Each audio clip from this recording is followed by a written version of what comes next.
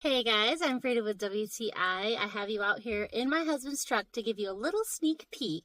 This is a phone mount from Magic Mount.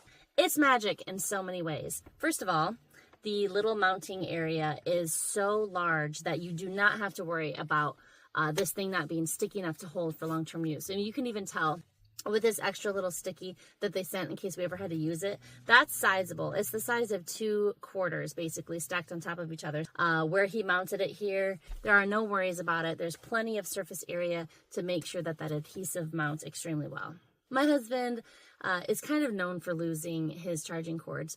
So I thought this was the perfect solution for him because not only is he now mounting his phone and I don't worry about him using it while he's on the road, but there is no taking this inside. It's mounted and it's ready to go. There's so many things we appreciate about this. Just the little thoughtful things. There's this little tiny mount for your extra cord. My husband didn't see it at first in the package, and so he kind of wrapped his cord around his gear shift. But this is really nice because you have that extra length of cord, but then they also included a little device to take care of any extra cordage you had. So if you are in the market for either a phone mount or a charging device, why not get the best of both worlds in one little device from Magic Mount? And that's my point of view.